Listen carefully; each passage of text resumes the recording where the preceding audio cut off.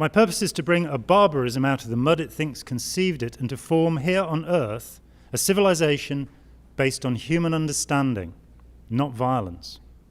That's a big purpose, a broad field, a star-high goal. But I think it's your purpose too. Scientology is both immoral and socially obnoxious. It is corrupt, sinister, and dangerous. It is corrupt because it is based upon lies and deceit and has as its real objective money and power for Mr. Hubbard, his wife, and those close to him at the top. It is sinister because it indulges in infamous practices, both to its adherents, who do not toe the line unquestioningly, and to those who criticize or oppose it. It is dangerous because it is out to capture people, especially children and impressionable young people, and indoctrinate and brainwash them so that they become the unquestioning captives and tools of the cult, withdrawn from ordinary thought, living and relationships with others. Justice Leahy, ruling in the High Court in London in 1984. Thank you very much. I'm also available for bar mitzvahs and weddings. There seems to be a slight conflict here, but let's try Mr. Hubbard again. Advanced courses are the most valuable service on the planet. They're also the most costly. Life insurance, houses, cars, stocks, bonds, college savings, all are transitory and impermanent because we're going to get the money from them. Advanced courses last forever and give immortality. Elsewhere he said it's really weird that we're selling immortality to people when they've already got it, but that was a different day. There is nothing to compare with advanced courses, I would agree with that. They are infinitely valuable and transcend time itself. So there's a certain difference of opinion here. Hubbard in 1973, age 62, I stand corrected, Gerry. Yet again, another picture from Jim Dinkelsey.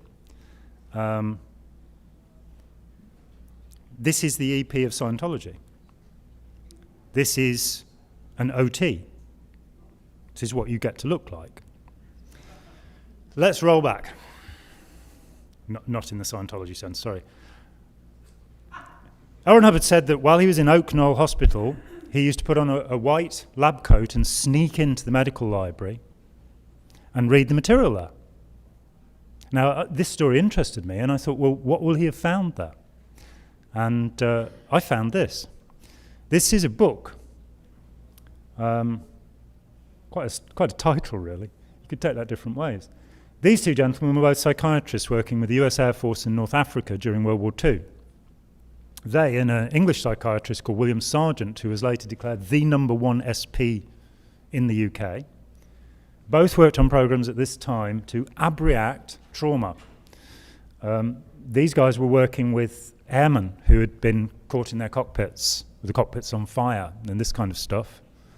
And they looked back to an old Freudian technique of reliving or abreaction, and they would give the airmen phenobarbital, a barbiturate drug, which is closely related to what is called the truth drug, and they would then seek to regress them through the incident. And they had incredible results. People were getting over the trauma. Sargent was doing the same thing, I think, with tank crews in England, who again had been trapped and just the most horrifically traumatic thing that can happen to a human being, I would imagine, apart from giving birth, obviously. When he went into that, if he did go into that medical library, he would have found a paper by these two gentlemen describing this procedure. Now, what struck me about this is that Dianetics is very evidently Freud's original technique, which Freud described in some detail in the Worcester lectures in Massachusetts before the First World War. When Hubbard talked about having met Commander Snake Thompson in 1923 and been told about Freud, those lectures there was very little available in English. Those lectures were available. In them, Freud uses terms that would later be used, or the translator uses them, that would later be used in Dianetics. So, for example, he talks about incidents of unconsciousness that are recorded.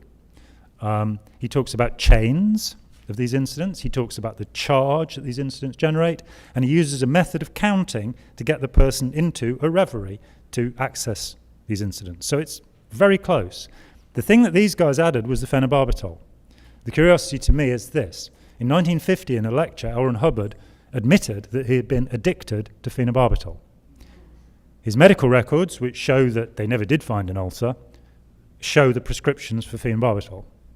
In 1965, L. Ron Hubbard was caught trying to cash a prescription for Nembutal, which is the UK name for phenobarbital. He'd written a prescription and signed it Dr. L. Ron Hubbard. That was before he renounced his doctorate. Contrary to popular opinion, that's why he was declared an undesirable alien in the United Kingdom. So Hubbard said you have to go to the source material for any idea. This book was republished in 1960. And the guys who'd written it said, we really thought we'd got a world-saving cure here. It doesn't work on anybody other than intensely traumatized people. And even then, you need to do other work. But you can get them out of the immediate PTSD, as we'd call it now. So that's the usefulness of it, and that's where it comes from. And there's the first clear again, and Ron again. Hubbard claimed to have examined and treated 273 people. This is in Dianetics, the modern science of mental health. Those words are all quite important. Modern, science, mental health. Hubbard claimed to have examined and treated 273 people, and through this research found the single and sole source of aberration. They'd never need any other technology of any kind. Well, until the next year, anyway. Dianetics would be effective on anyone who had not had a large portion of his brain removed or been born with a grossly malformed nervous structure. Better yet, Dianetics could be practiced straight from the book with no training. Therapy would take anything from 30 to 1,200 hours, by which time the person would be clear and thus free of all irrationality and every psychosomatic ailment. These are promises made in that book, guaranteed. A clear would have no compulsions, repressions, or psychosomatic ills. A clear would have full control of his imagination and a near-perfect memory. With Dianetic counselling, IQ would soar by as much as 50 points, which is a lot. That means if you had a normal IQ, which is 100 points, of course, they could get you beyond genius. Well, up towards genius, 160. And the clear would be phenomenally intelligent. I don't know how many clears we have in the room, but I'm sure you're all phenomenally intelligent. Thank you very much, Chris. I was a natural clear. I was already phenomenally intelligent.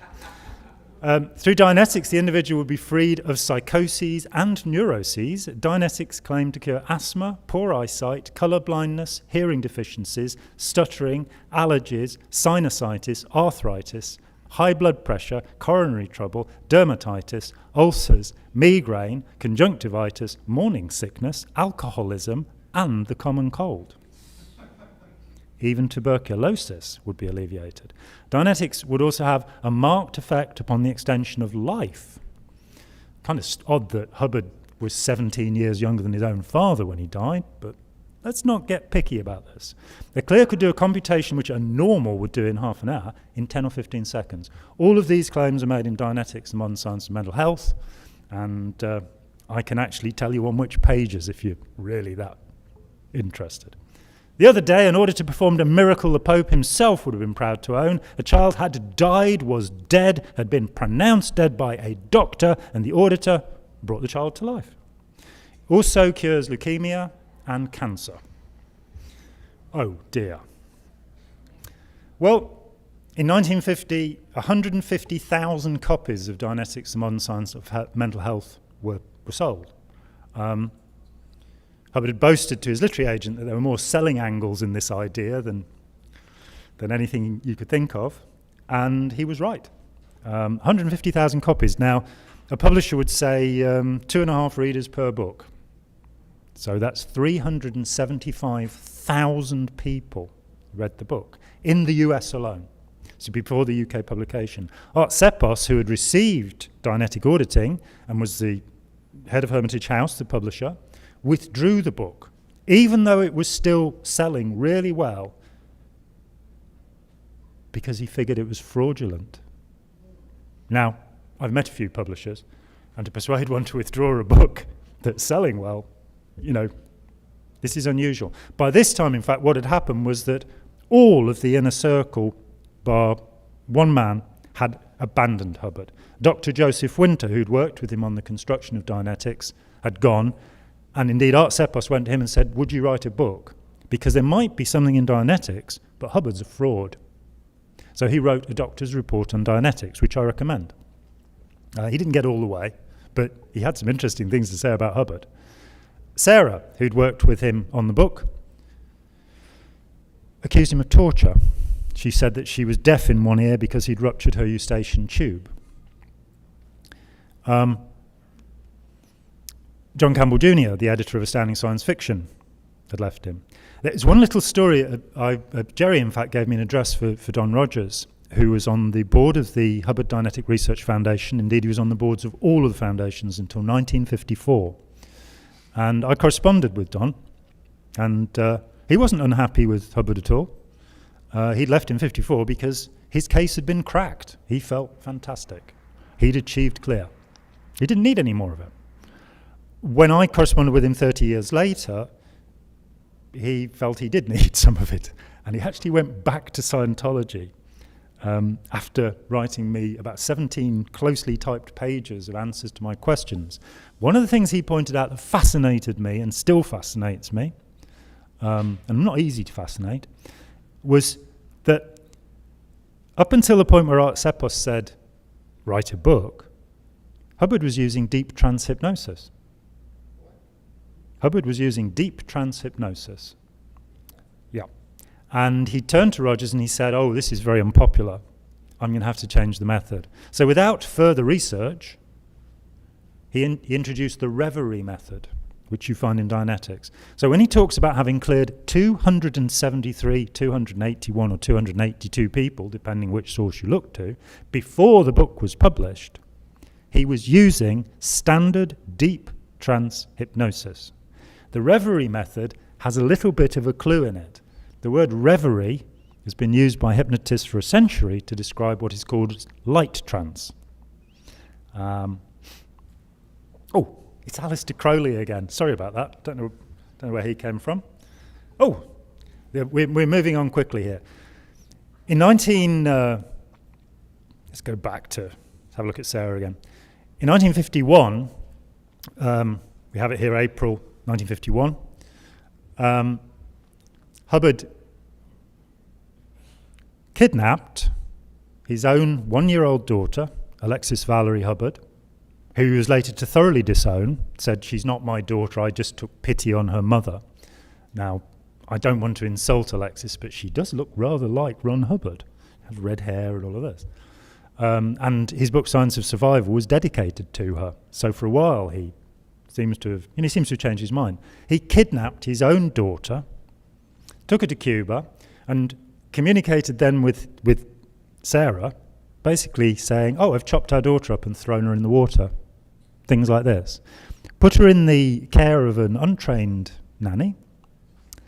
He was there for 3 months, where he'd been drinking a bottle of scotch a day, I think I said, in Los Angeles when he was with Barbara Cloden. Richard DeMille, who was with him, the adopted son and blood nephew of the famous Cecil B. DeMille, was with him for 3 months on Cuba. And he said, oh, he drank a bottle of rum a day on Cuba. This was research, though, so we must forgive it. While he was there, he dictated, and in LA had been dictating what would become Science of Survival. And I'm going to give a little historical note here. I could do a trivia quiz and say, how many of the books of Dianetics and Scientology did L. Ron Hubbard write? But there's probably, unless you've studied this subject deeply, you probably don't know. The answer for the Scientologists, I think, is 28. But the real answer is 1. He wrote Dianetics. And as I said earlier, he then claimed it was automatic writing from a spirit. Every other book was actually compiled by somebody else. This guy's attention deficit hyperactivity disorder was so bad that he couldn't redraft his own work. And he got to the point, he actually had he had a little dictaphone with little green discs. I've seen one of them along the way and had the content played to me. And he dictated whatever he was thinking, which would be his habit for the rest of his life. And there's so much of this material, they're still transcribing it. Richard DeMille wrote Science of Survival. You can tell that it's not written by the same man that wrote Dianetics, that this guy can write. I'm sorry, I don't mean to be insulting, but L. Ron Hubbard's writing style is so laborious. Never redrafted, never tidied up. He also wrote How to Live Though an Executive in one of the other books. Then Don Purcell comes along, oilman from Wichita, Kansas, and says, hey, I'll pay for you to come back. We'll sort this out. Sarah, out of her wits, imagine your 1-year-old baby's been taken, and this evil man is saying, I've chopped her up. I've thrown her in the sea. To get her daughter back, she'd do anything. So she signed this little statement about, I've never believed that L. Ron Hubbard was anything other than a great and wonderful man, which has the word interbulate in it, which I immediately tripped over because it's a word Hubbard invented. So it seems rather unlikely that his wife, would say that she was deliberately trying to interbulate him. She got her baby back. He got the divorce without difficulty. Don Purcell pumped money in, and everything's fantastic. Now, Hubbard said that if you have committed crimes, sins, overts, you will have to leave a location. And I dare anybody to look at where he lived over the next 36 years of his life. He pulled up stakes so rapidly. He left, he's in Elizabeth, New Jersey, then he's over in LA, then he's in Cuba, then he's in Wichita, Kansas. He lasts a few months with Purcell, and the American Medical Association threatened to bring a suit for practicing medicine without a license. There was already one against the Elizabeth Foundation from the New Jersey Medical Association, and all of the money had disappeared from all of the foundations, mysteriously. I heard the phrase, he spent money like water, so many times as I interviewed people who'd been with him at different points. I talked with people who used to take suitcases of money to Hubbard on a weekly basis, and he would spend it. When he died, the Rocky Mountain News was given access, and they said that he had 2,000 cameras. 2,000 Hasselblatts and things like this. He had his own 24-track recording studio. He spent money like water. So when they came to do the accounting for the foundations, there was no money. So Don Purcell said, look, Ron, I can get you out of this. I'll protect you. Let me buy the rights to Dianetics so that if there is a suit, I'll take it and you can carry on doing your pioneering research work. And so for $1, he sold all of the rights to Dianetics, including the right to the book. Then the judge in the bankruptcy court said, $800, you can have the lot, and Purcell bought it. But Hubbard had already jumped ship. He'd moved to Phoenix, Arizona. He'd had his business manager, a man called James Elliott, and I've got letterhead paper with James Elliott business manager on. He'd gone and stolen the mailing lists of the Wichita Foundation. He got caught, and which is how I know. And then 31 letters are written by Ron Hubbard to that mailing list. And I do have copies of all 31. And he is going crazy about this. Evil Don Purcell, how dare he do these things? So Purcell would actually he'd have been fine if Hubbard had said, I'd like it back. He'd have said, yeah, that's fine. But by the time that could happen, Hubbard had already attacked him. So he's got to come up with something new. He can't use the word Dianetics. He can't use any of the processes and procedures. He doesn't have the book. He's also lost Science of Survival along the way as part of the deal. So he's got to come up with something new. And back comes Alistair Crowley, my very good friend Alistair Crowley, as he termed him. Crowley didn't have the same opinion of him. He called him a lout. I've been criticised by people who tell me that the word in the letter is goat. He talks about the idiocy of these louts, meaning Jack Parsons, but I can assure everybody the word was lout, not goat, because as far as Crowley was concerned, goats were good things, because he was, he liked that kind of thing. He also called him a con man. That's what Crowley said. They never met. Nibs, Ron Hubbard's oldest son, said that basically his father's teacher was Alistair Crowley, the sex magician who had a strange taste in clothing and died a heroin addict in 1947. This is the primary textbook of Scientology. There are 3 lectures in the Philadelphia doctorate course. I love that. He gives a doctorate course. You sit and listen to Ron Hubbard for 6 weeks and you've got a doctorate. So much easier than the traditional method. There were 38 people on that course and they paid $500 each. Those 38 people, that's all that's left. 150,000 copies of the book in 1950. By the end of 1952, he's got 38 devoted followers. The bubble has burst. In the lectures, as well as calling Crowley my very good friend and criticising Christians for not liking Crowley, can't imagine why, he talks about a book which he calls The Master Therion. Well, it's actually Crowley's magical name, but I found a copy of it. The book is elsewhere called Magic Without Tears. I was asked to write a paper on Hubbard's plagiarism of other people's ideas. A guy called Jeff Jacobson had written an excellent paper showing, where Hubbard had taken ideas, where the same ideas occurred before Hubbard.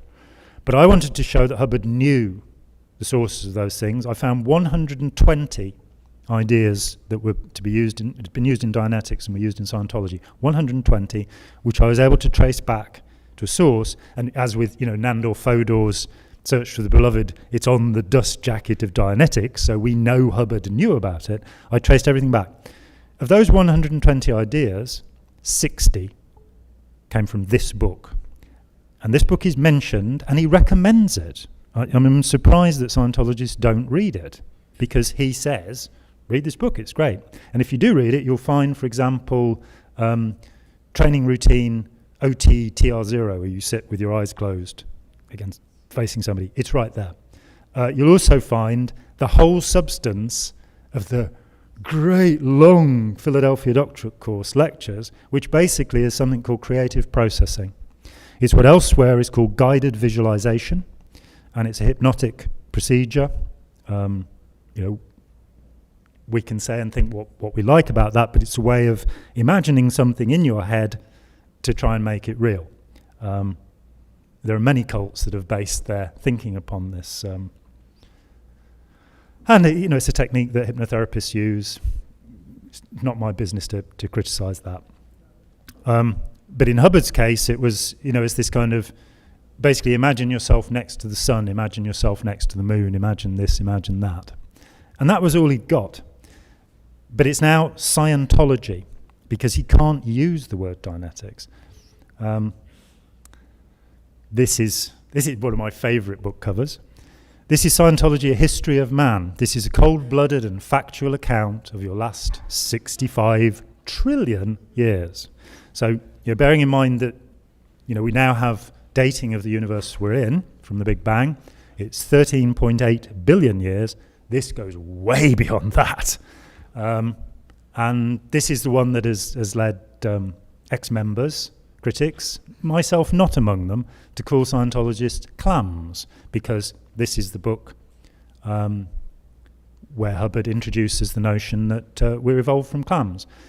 L. Ron Hubbard Jr., L. Ron DeWolf, said that he arrived in 1952 to his father's, terribly excited.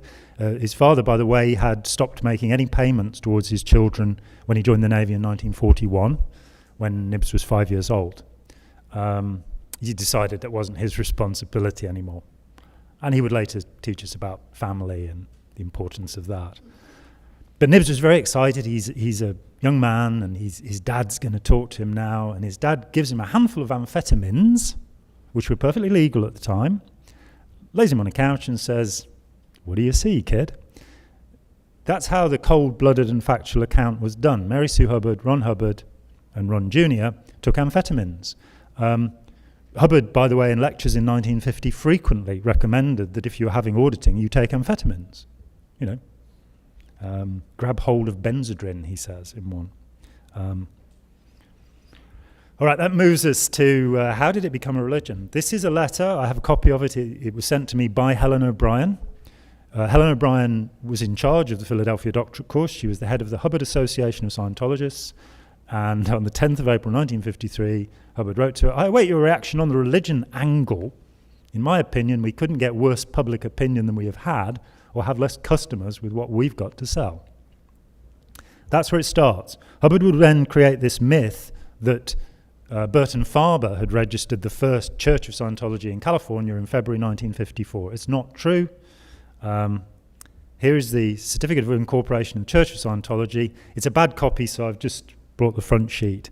He registered 3 churches on this day. The Church of Human Engineering, which didn't get very far, the Church of American Science, and the Church of Scientology. This is December 1953, 2 months before Burton Farber in California. I don't know why he was so embarrassed about that, but again, when you look at him introducing reincarnation, he first mentions it in Science of Survival, and he says other people are in their auditing sessions coming up with past lives. It's like he can step away from it if it's not popular. And because in the 40s he'd been saying to people, if you want to make $1 million, start a religion. And despite the denials, Scientology put out a thing saying, no, George Orwell said that. And you kind of go, oh, so if George Orwell said it beforehand, it can't be repeated. Nobody else can say it, which as far as I'm concerned is abject nonsense.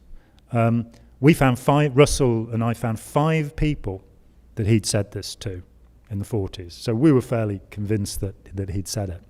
The Church of American Science is quite interesting because when they were compiling dictionaries in the modern management technology defined, because Hubbard, of course, had nothing to do with the compiling of work, he wasn't going to waste his time on that. So this guy found a definition. He found something in a lecture by Hubbard, and it's still in there to this day, the Church of American Science, if you look it up.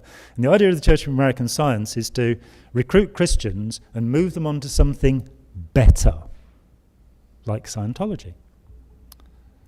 Oh, and there's the Scientology cross. Oh, and there's Alistair Crowley's cross. Let's just look at those. Now, it's been suggested that this is actually a crossed-out cross. This one's got a Rosicrucian cross in the middle of it. But again, it's got a crossed-out cross in the very centre of it. I'll leave it to the theologians to work out what a crossed-out cross means. What is Scientology actually for? We found out that Dianetics is to make clears, and we found out how fantastic they are.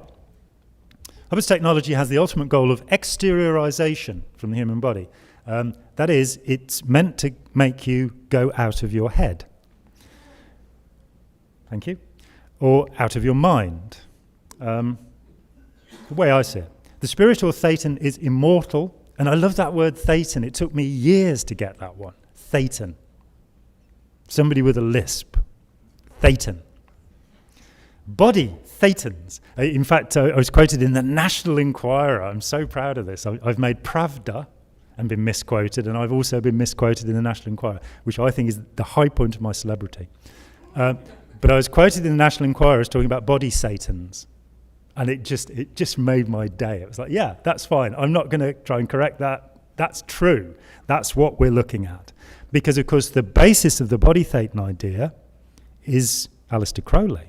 And the thing that probably most Scientologists don't know is that magicians don't just cast spells. It's not like the Walt Disney movies. Most magicians who are serious about what they're doing seek to use entities. They seek to find body thetans, and they put their magic into them and send them against their enemies. Hubbard was very aware of this. In 1948, the admissions, 46. So around the time he's with Crowley, he's saying, men are my slaves, men are your slaves, elemental beings are your slaves. So he has this notion of what the body Satan is at that time. So the spiritual thetan is immortal and capable of supernatural feats. Scientologists call these operating thetan or OT abilities. They include telekinesis, levitation, telepathy, recall of previous lives, exterior perception or remote viewing, disembodied movement to anywhere in the universe, and the power to will events to occur, to transform, create or destroy matter, energy, space and time, or mest. Mest, by the way, in Dutch, is the word for shit. Here he is calibrating a couple of e-meters. Bless him. And here's his religious attitude. Now, most religions are compassionate things. If anyone does anything to get any of these organisations in bad publicity, I will beat their teeth in personally. Sincerely. LRH. Ron Hubbard this is 1959, don't correct me, Gerry. Thank you. It's usually printed as 1968 in books because it was published in a newspaper in 1968. I think it was it Gardener's World, the original, 59? There are two pictures. And what is he doing? He's torturing a tomato. You know. And the idea is he stabbed the crocodile clips in, and it's fine with that. It's the nail that's the problem.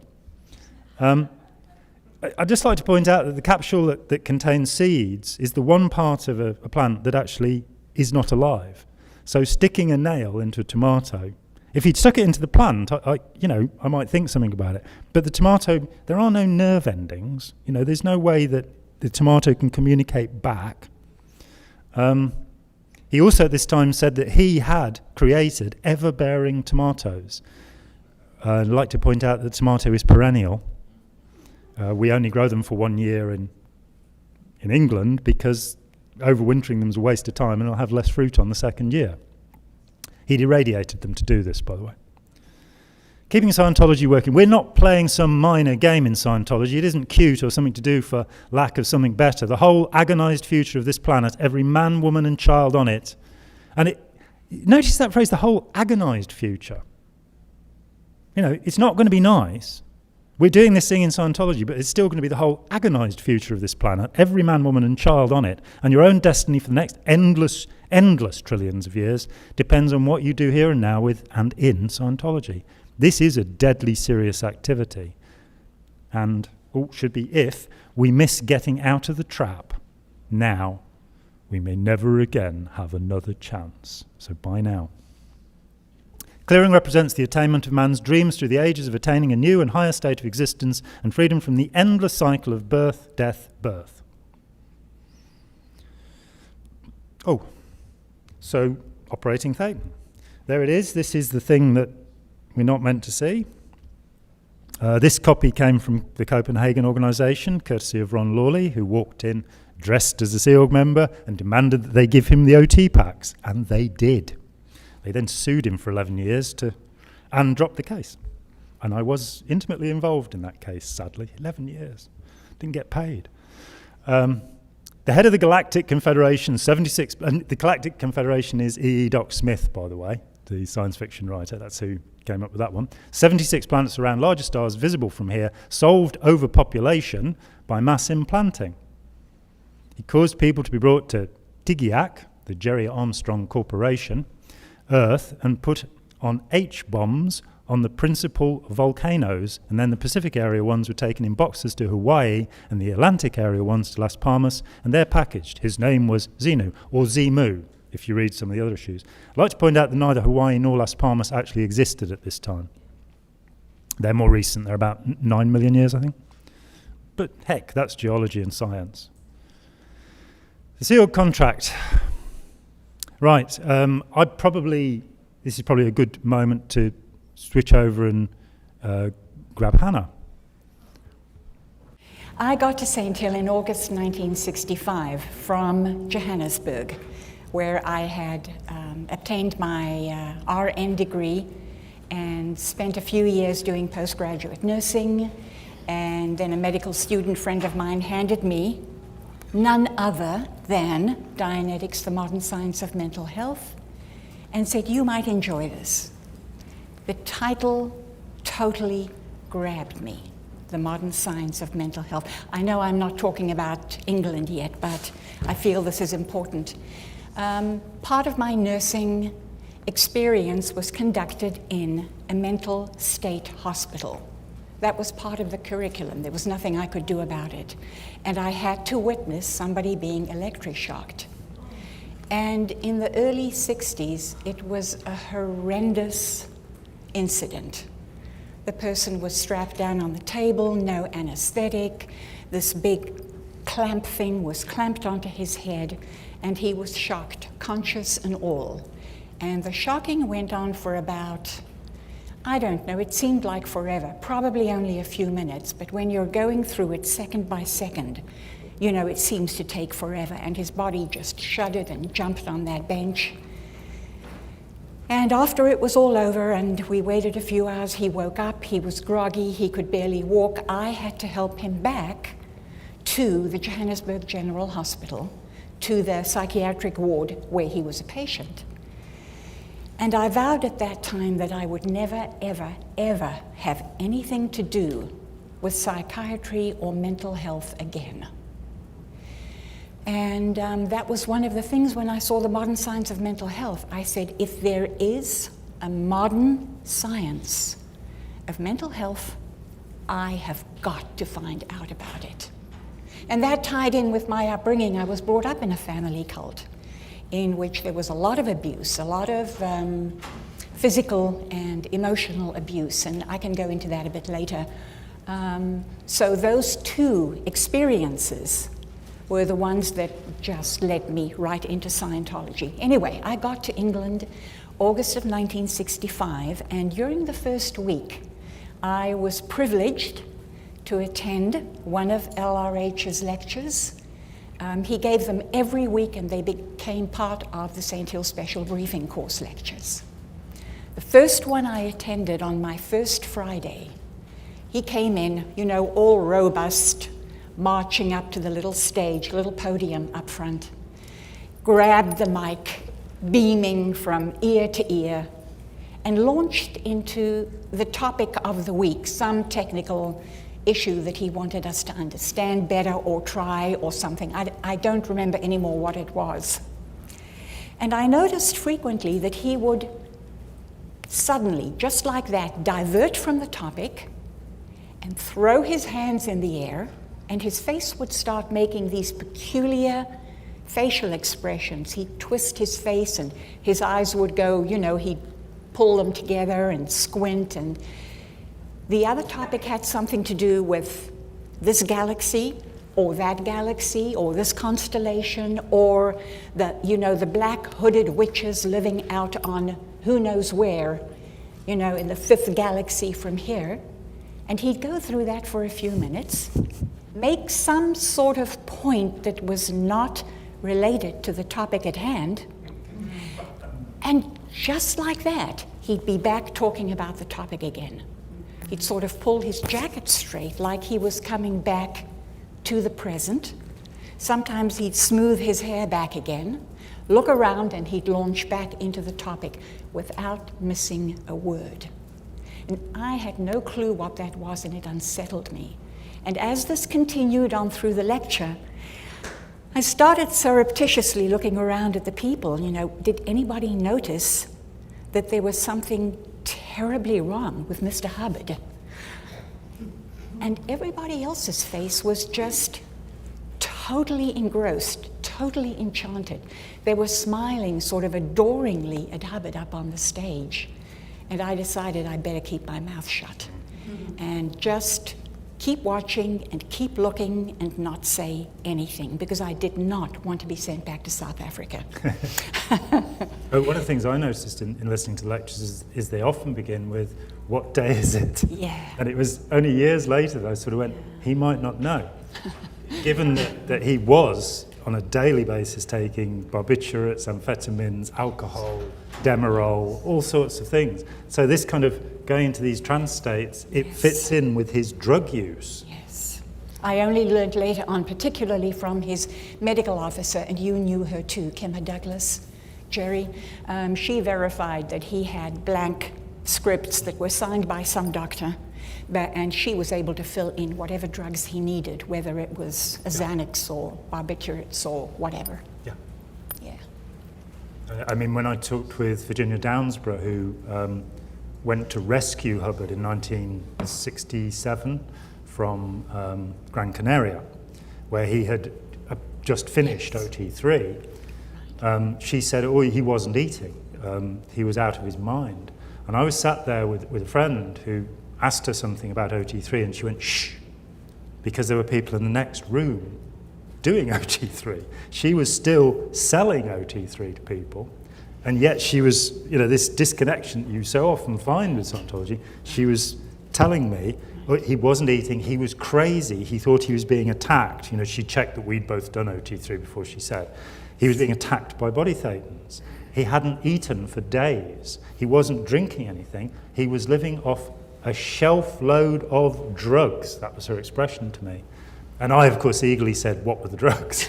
And she clammed up. I interviewed her twice, and both times she was...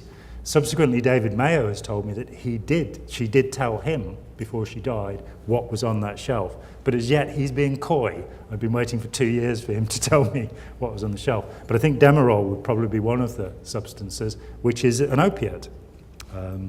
So on board the ship, the Guardian's office had a pharmacist that was on, as they say, on their lines, and so he was able to get virtually any drug he wanted I had no idea. without a doctor's prescription and without him being seen by anyone. And I had the job of clearing these things through customs. Right. Which mainly we did by knowing in advance which box they were coming in. John McLean could talk about this as well, because he was bringing these boxes in. And if you knew it was in box number 5, then you made a big production of opening up box number 1 and box number 2 and box number 3, etc. And by that time, the customs officials are just overwhelmed with the paper, and they just move you on through.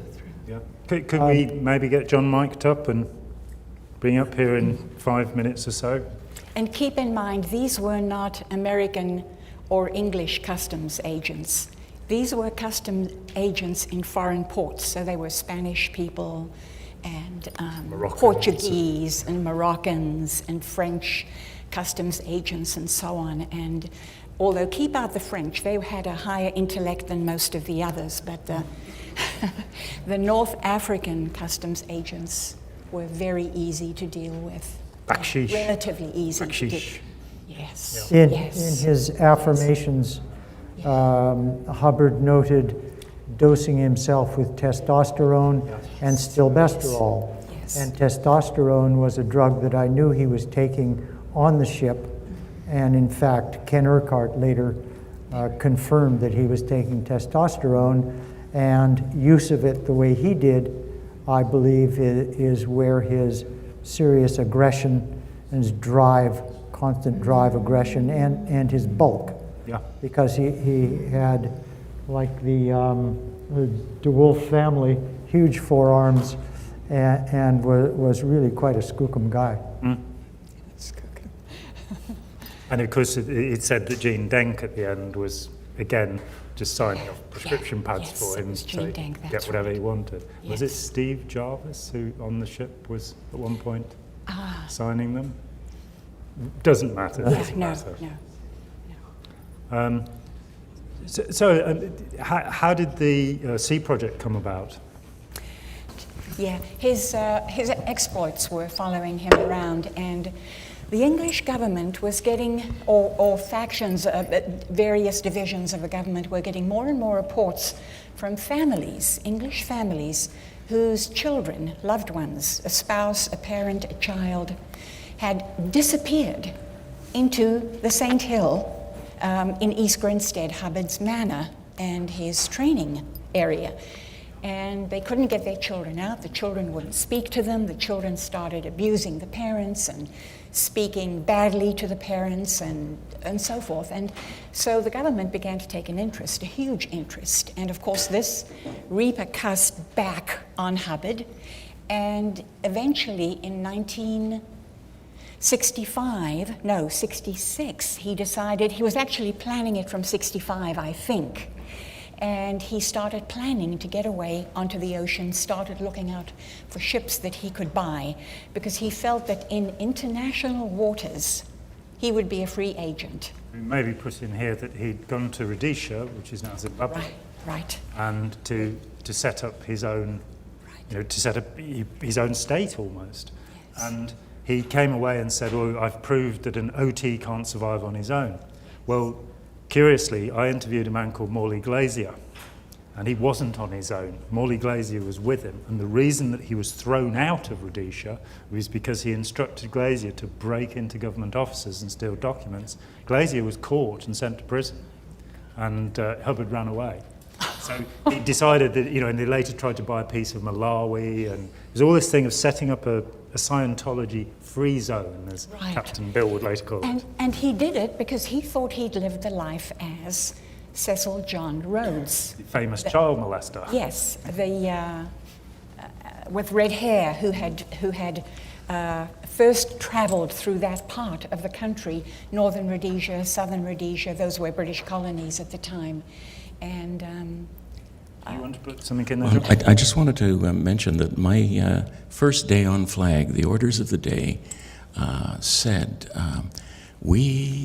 I wrote it down because I did not want to forget the exact wording. And again, first day on the ship, and it is. When was this it is from first? Hubbard. This is February 1970. Okay. Okay?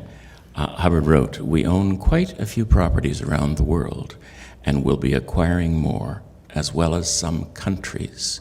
He meant that. Yeah. Because when we get into talking possibly about the issue of the program that was run in Morocco, which is one of the reasons I left Scientology.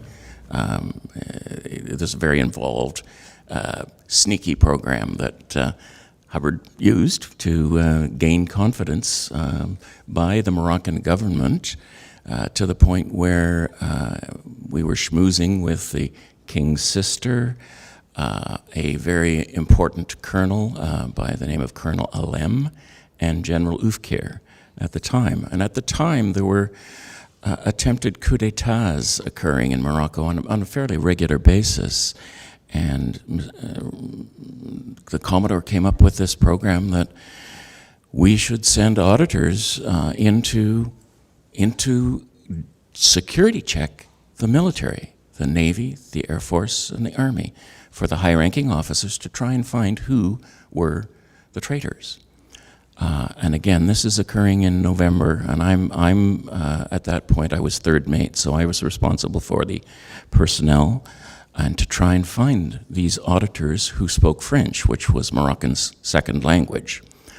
So I'm busy trying to find the French-speaking auditors. We do fairly well, and then they're sent out on their mission. And effectively, the government put them to a test originally, I believe. And that test involved known traitors within the Moroccan military. There were a group of 5, so it's a test group, of 5, and the auditors did find 2 of the 5 to be questionable. Well, it happened that those 2 were in fact already convicted of that. Subsequently, however, the security check was done on the balance of the higher officers, and that's the time when I blew from the ship because I really didn't, I was afraid of what was going to happen, and my families were having issues at home within Scientology as well, and effectively what happened is I got home, and in January of 1973, I read in the newspaper that 10 high-ranking officers had been executed. And they were executed as a result of that program. Sorry, Hana. No, including General Oufkir Yes. and General Alem. Yes. Both of those were also executed. Right. So, I mean, this is a man trying to take over a country, which is...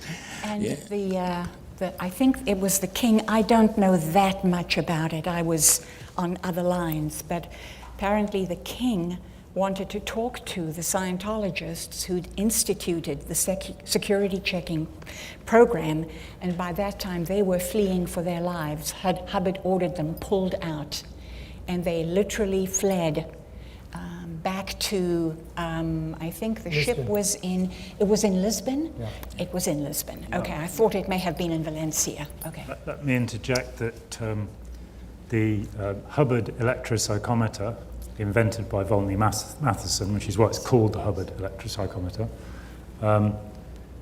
The Scientology vigorously denies that it's a lie detector, but there are actually 2 places where Hubbard calls it a lie detector.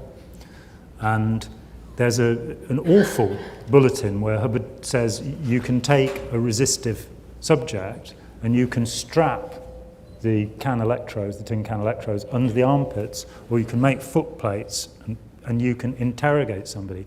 This was actually aimed at South Africa in the aim, wanting to help the police there get rid of the subversive blacks. And I imagine that something of this type was done to these people. So a lie detector was used. Now, the fallibility of the e-meter is incredible. There was a chap called Barry Penberthy who used to repair e-meters. For years he repaired e-meters, 60s, 70s and on. And he despaired of the the cheapest materials were used in these meters. So he and a friend said, let's make a meter using the most expensive materials. And eventually, in the 1980s, he actually started selling these as ability meters. And he told me that the diamond, the jewel that was used for the pivot of the needle actually cost more than all of the components in a Mark V or indeed a Mark VI e-meter.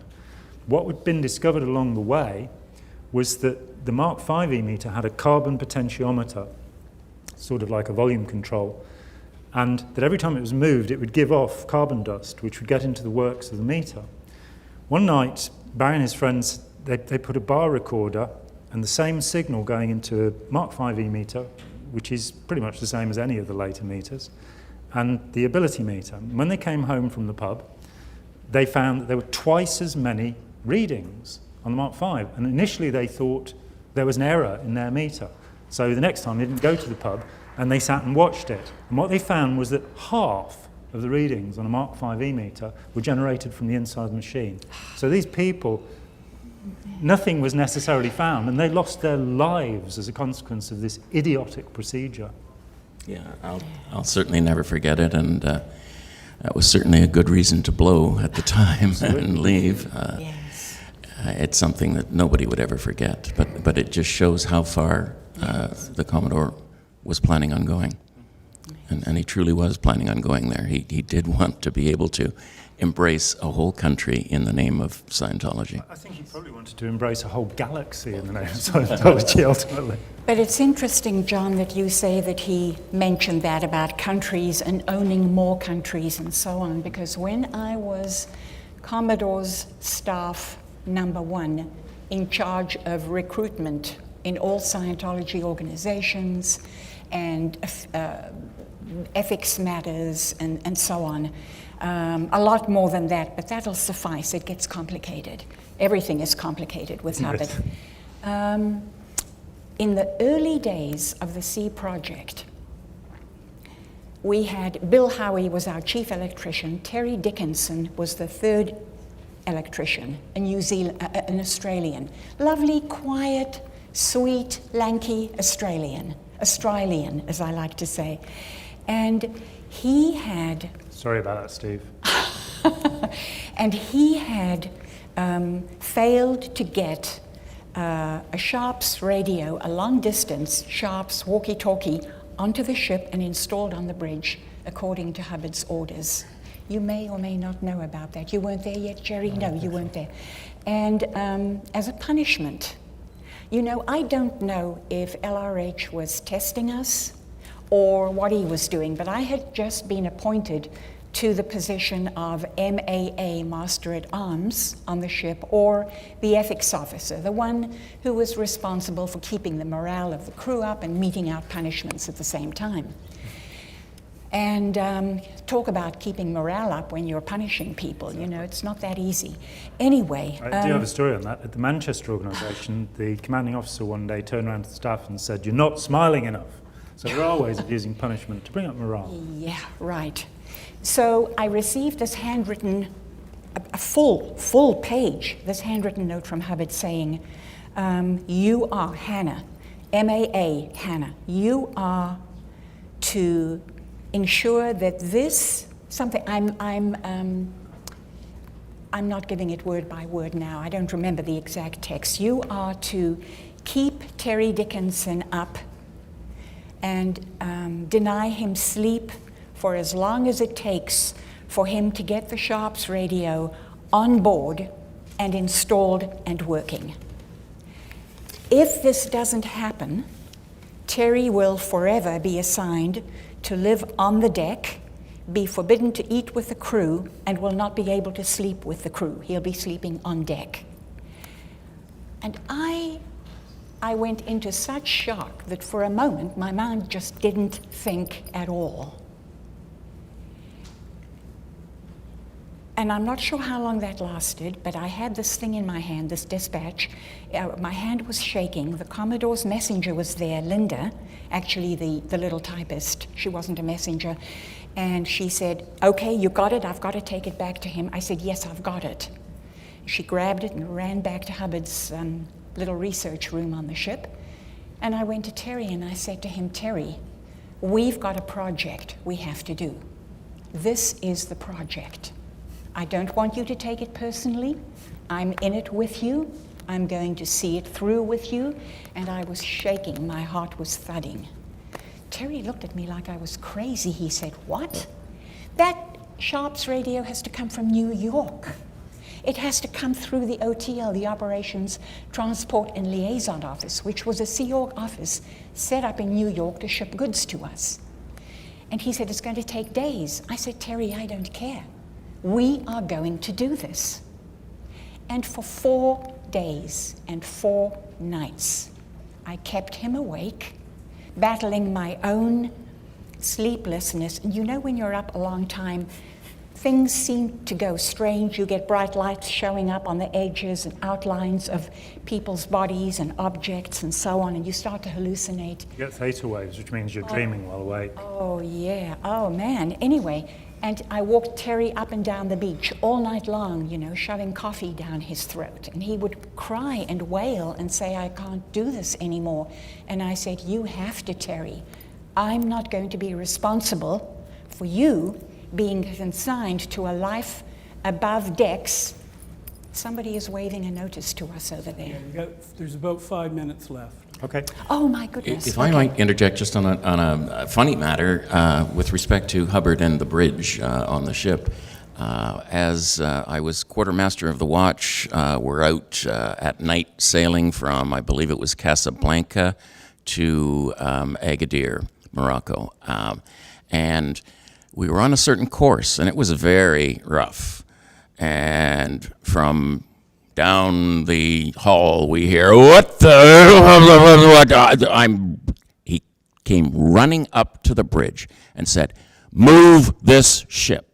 So we took the ship 80 degrees off course because it was bothering him. So we added extra time, obviously, to the trip that night to get to Agadir. So that's the kind of thing that he would always do. He'd fly into a rage, and there was no recourse, of course. I wanted to ask what happened, obviously, when I left the ship after the issue with the high officers in the military. We went to the police, we went to the RCMP, Interpol, and then the ship was obviously removed from Morocco. So it kind of made us an enemy of the Commodore, I'm sure, at that point at least. I haven't spoken about anything to do with Scientology in over 30 years, and when Mom told me about this, and she's one of the longest standing people fighting, and congrats to you, Mom. Yeah, she must be, yeah. 92. 92 years old. So I know...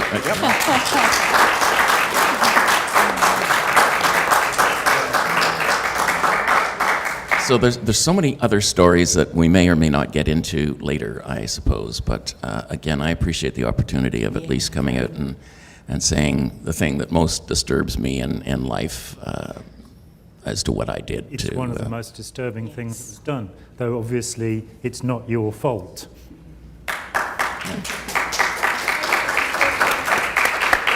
you. John, I'd Yep. like to say something. By all means. When I have noticed that when anyone has ever come home from training on the ship, they're little Hubbards. Yeah. Yes. As was my son. Yes. Nan and Mike. As was my son. Nan, we're going to get you to say that again. Can I We use Are you calling me a tyrant, Mother? We're taking Okay. the mic away from you. Folks watching the film, we get live family fights here. Nan, you just say what you say so we can have it on tape. This is Nan McLean. No, they couldn't Needs to pick be you through up. one of these mics, Nan. Go ahead. I have a very strong voice. I don't know why it didn't pick up. What I said was that I noticed while on staff in Toronto that every person that we sent to flag went as a nice, gentle person. When they returned, they were little Hubbards, Yeah. as did my son when He's he all right first now, returned. though. He's okay. He's all right now. He's okay. He's all right now. Good. Thank you.